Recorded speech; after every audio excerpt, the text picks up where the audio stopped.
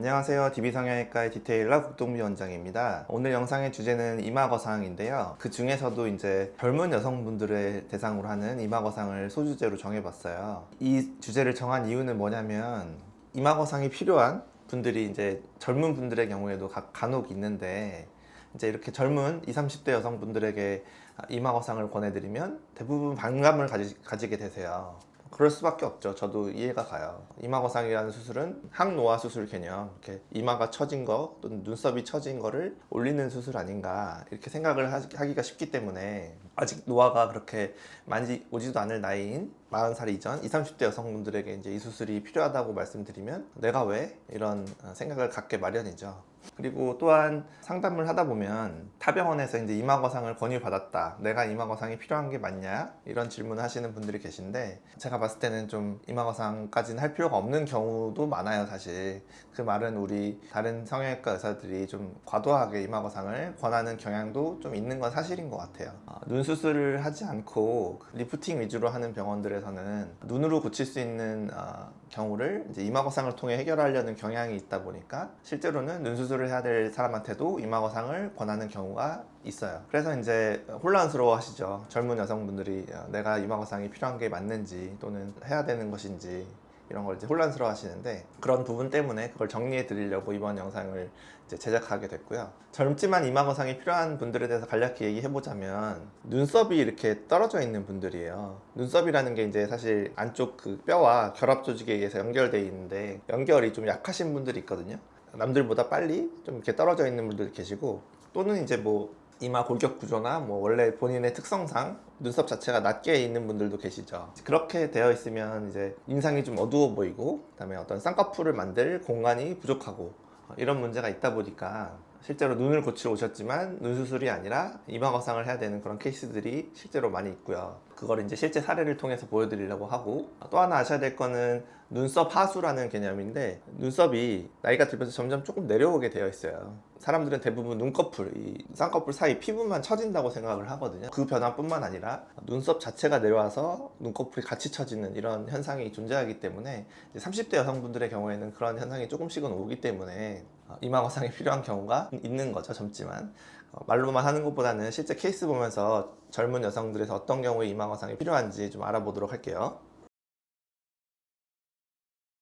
첫 번째 케이스 보시면 20대 여성분인데 굉장히 눈썹이 밑에 있죠. 이 눈과 눈썹 사이 거리가 한마디로 뭐 간단히 얘기한다면 1cm는 이상은 돼야 돼요. 왼쪽 눈의 경우에는 1cm보다 짧죠. 그런데 쌍꺼풀이 묻혀 있다는 거예요.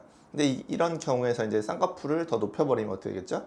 눈과 눈썹 사이 거리가 1cm보다 작게 되고, 그 다음에 이 쌍꺼풀 폭과 그 위쪽 공간의 어떤 비율이 안 맞게 되는 거예요. 비율로 얘기하자면 사실 쌍꺼풀 폭보다 그 눈썹 사이 공간이 한 3배 이상은 먼 게 좋아요. 그러니까 1대3 이상, 1대4, 1대5 이렇게 돼야 되는데 뭐 1대2가 된다든지 그렇게 되면 이제 어색한 눈이 된다는 거죠. 그래서 이런 경우는 눈 수술을 하러 오셔도 눈 수술을 해드릴 수가 없어요. 쌍꺼풀을 키워드릴 수가 없고요.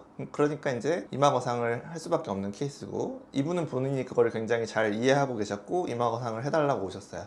그렇기 때문에 뭐 이런 설명이 필요 없이 이마거상을 이제 진행하게 됐고요. 수술 후 사진 보시면은 눈과 눈썹 사이 거리가 별로 변화는 생기지 않았는데 쌍꺼풀이 커졌죠. 한마디로 눈꺼풀부터 눈썹까지 같이 동시에 어느 정도 올라갔다는 얘기가 되는 거예요. 이런 경우는 쌍꺼풀을 좀 보이게 겉쌍꺼풀을 하고 싶으면 이마거상을 통해서 눈썹까지 전체를 들어주는 방법밖에 없다. 그리고 그걸 했을 때는 덜 처져 보이는 효과도 있지만 인상이 밝아지는 효과가 있게 돼 있어요. 이런 경우는 젊더라도 이마거상이 꼭 필요한 경우가 되겠고요. 다음 분도 20대 여자분이신데요. 눈과 눈썹 사이 거리가 한 1cm에 가깝죠. 양쪽의 쌍꺼풀이 두께가 다른데, 그러니까 왼쪽의 경우는 좀 보이고 오른쪽은 더 안 보여요. 근데 그거는 쌍꺼풀이 좀 더 얇기 때문이기 때문에 오른쪽 눈의 경우에는 쌍꺼풀 수술을 한 1mm 정도 올리는 것도 가능해요. 근데 이제 왼쪽의 경우는 쌍꺼풀도 이미 보이고 눈과 눈썹 사이 거리가 1cm가 안 된단 말이죠. 오른쪽 눈만 쌍꺼풀을 1mm 올리고 양쪽을 이마거상을 해야만 개선되는 케이스인 거예요. 그래서 이분도 제가 그 부분을 설명드렸더니 잘 이해하시고 동의하셔서 젊지만 이마거상을 하게 됐고, 눈썹이 아주 많이 올라가서 굉장히 눈이 밝아 보이게 됐죠. 그래서 눈을 또렷하게 뜨셔도 쌍꺼풀이 잘 보이게끔, 여자분들은 이걸 화장을 해도 쌍꺼풀이 보이게끔 하는 이런 걸 굉장히 중요시 하시더라고요. 그래서 이런 경우 눈썹 거상이 필요하다. 다음 케이스는 아마 30대 여성분일 텐데 쌍꺼풀 위가 이렇게 피부가 덮어서 이렇게 플랫하게 덮이는 분들 계시잖아요. 이 경우도 쌍꺼풀 수술로 너무 라인을 높이게 되면 눈이 어색하게 나오기 때문에 이마거상을 통해서 눈썹을 같이 올려주면 인상이 밝아지면서 처진 피부도 올라가고 쌍꺼풀도 더 보이게 되는 그런 일석삼조의 효과를 얻을 수가 있는 거죠. 이마거상의 전형적인 케이스가 되겠고요.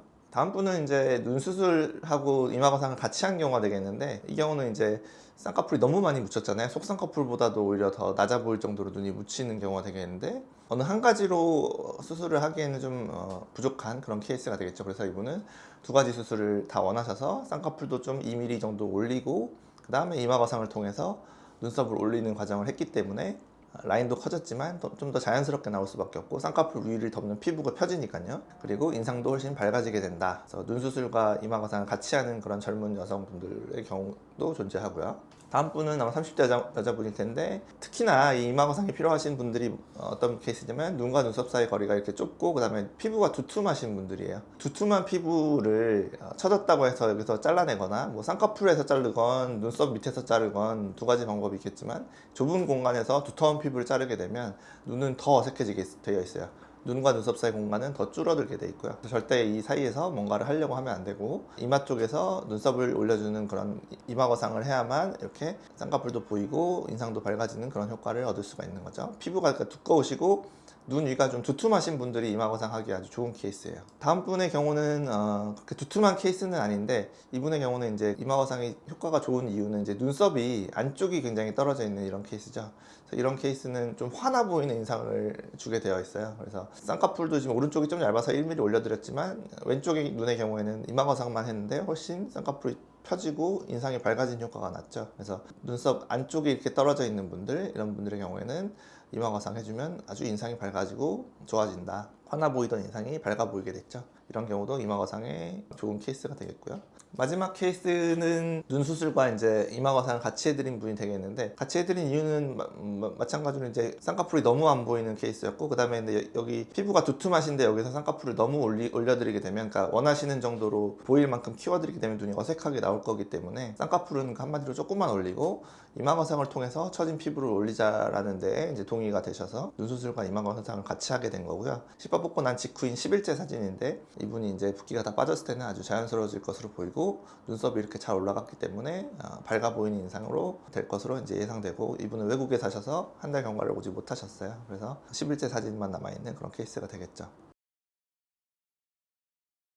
그래서 정리하자면, 여러 병원에서 이마거상을 좀 남용하는 그런 경향이 있는 건 사실인 것 같지만, 만약에 본인이 눈 수술을 하러 가셨는데 환자분은 눈 수술이 아니라 이마거상을 하셔야 됩니다 라고 추천을 받으셨다면, 그거는 아마 이마거상이 필요한 케이스가 맞을 거예요. 뭔가 하나의 수술을 하긴 해야 되는데 이게 더 결과가 좋다라는 그런 얘기인 거잖아요. 뭐 눈 수술도 하고 당신은 이마거상도 해야 됩니다, 이런 얘기는 이제 생각해 볼 필요가 있죠. 이마거상은 제가 예전부터 이마를 개선하는 수술이 아니라 눈을 개선하는 수술이라고 여러 번 말씀드렸는데, 그러니까 이마거상에 대해서 만약에 정말 내가 이마거상이 필요한지 진단을 받고 싶으시면, 그러니까 눈 수술도 같이 하는 병원에 가셔야 돼요. 또는 눈수술 전문 병원에 가셔야 되는 거죠. 이 케이스가 눈 수술을 해야 좋은지 아니면 이마거상을 해야 좋은지, 또는 간혹 가다가는 같이 하면 더 좋은지, 이런 얘기를 정확하게 들으실 수가 있어요. 눈 수술을 하지 않는 곳에 가서 눈 성형에 대해서 전혀 아무런 얘기 없이 당신은 이마거상을 해야 됩니다, 이런 얘기를 들으셨다면 조금 생각해 볼 필요는 있으신 거죠. 하지만 제가 이제 보여드린 이런 케이스들 해당되신다면 이마거상이 필요한 게 맞고요. 나이를 떠나서 눈썹이 좀 낮게 또는 떨어져 있는 분들의 경우에는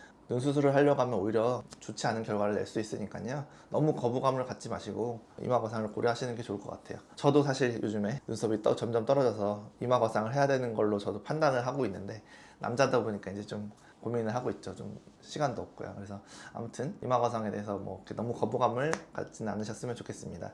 지금까지 DB성형외과 국동비 원장이었습니다. 감사합니다.